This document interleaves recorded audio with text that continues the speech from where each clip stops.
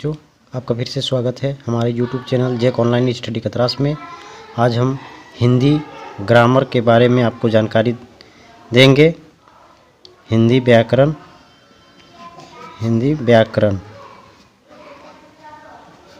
इसमें आज हम संज्ञा के बारे में आप लोगों को बताएंगे।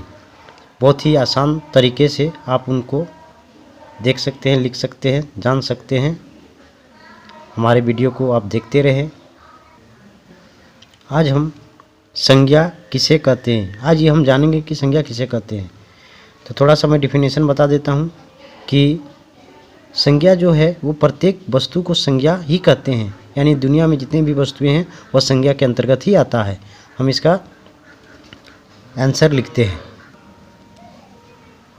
जिस शब्द से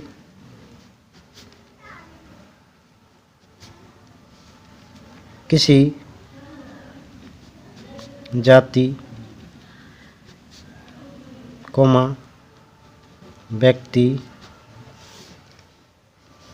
वस्तु,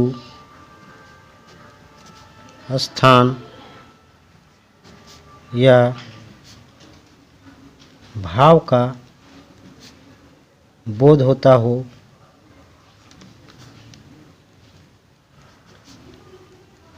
उसे संज्ञा कहते हैं।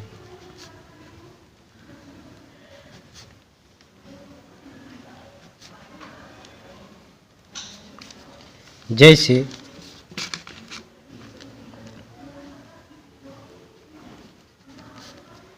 राम, हिमालय, पटना, लड़का, दयालु, अच्छाई इत्यादि। तो बच्चों, यहाँ प्रश्न है संज्ञा किसे कहते हैं, यानी जिस शब्द से हमें किसी जाति, व्यक्ति, वस्तु, स्थान या भाव का बोध होता हो उसे संज्ञा कहते हैं।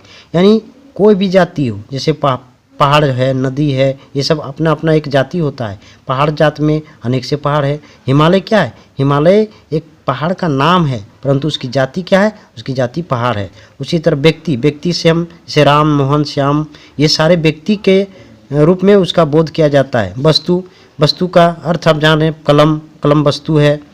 घर द्वार ये सब क्या है? वस्तु है। स्थान जैसे पटना, रांची, दिल्ली, कोलकाता, ये सब स्थान के अंतर्गत आता है। और भाव जो दिखता नहीं है परंतु उसको हम महसूस करते हैं, जैसे किसी के अंदर दयालुता की भावना हो, अच्छाई हो या क्रूरता हो, ये सारे भाव का गुण होते हैं। तो इस तरह हम जाति, व्यक्ति, वस्तु, स्थान या भाव का जिससे बोध होता है उसे संज्ञा कहते हैं। जैसे में राम क्या है? व्यक्तिवाचक संज्ञा है। हिमालय क्या है? ये नाम है, यानी व्यक्तिवाचक संज्ञा हो गया। पटना ये स्थान है। लड़का ये क्या है? एक जाति है। लड़का का क्या होता है? एक जाति है। दयालुता क्या है? भाव है। अच्छाई क्या है? भाव है। इस तरह हम सारे गुणों का समावेश संज्ञा के अंतर्गत पाते हैं। अब है प्रश्न, संज्ञा के कितने भेद हैं? दूसरा प्रश्न है संज्ञा के कितने भेद हैं? तो ये आप जान लीजिए, संज्ञा के 5 भेद है। संज्ञा के मुख्यतः 5 भेद है।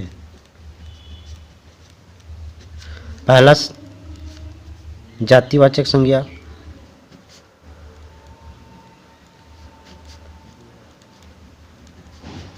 दूसरा व्यक्तिवाचक संज्ञा,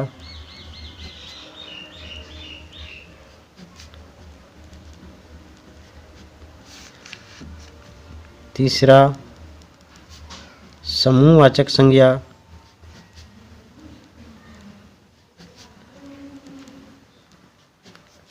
चौथा द्रव्यवाचक संज्ञा। द्रव्यवाचक का अर्थ होता है जितना भी सामान है, वस्तु है, तरल पदार्थ है, वो द्रव्यवाचक संज्ञा के अंतर्गत आते हैं। और पांचवा भाववाचक संज्ञा।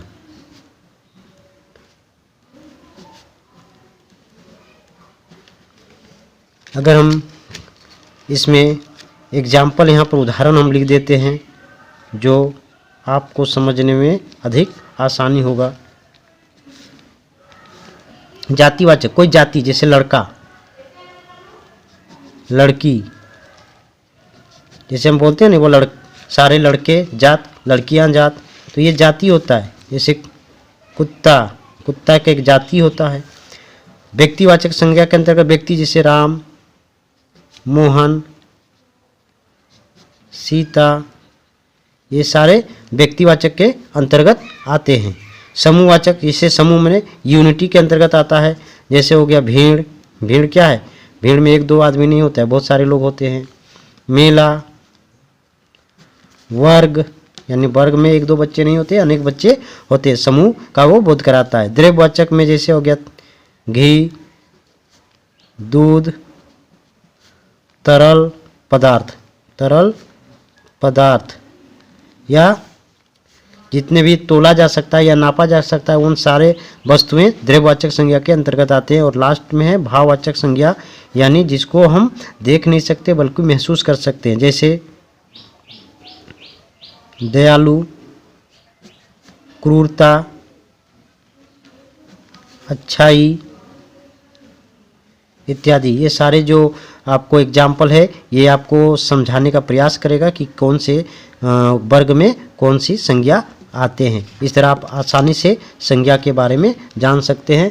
तो आज इतना ही, बस इतना ही। अगला वीडियो में आपको हम सर्वनाम के बारे में बताऊंगा। सर्वनाम को भी आपको आसानी से ही समझ में आएगी। तब तक हमारे चैनल को देखते रहें। आप यदि नए हैं तो इसको सब्सक्राइब करें, आपको बहुत सारे वीडियो मिलते रहेंगे। तब तक आप हमारे साथ बने रहे। नमस्कार, धन्यवाद।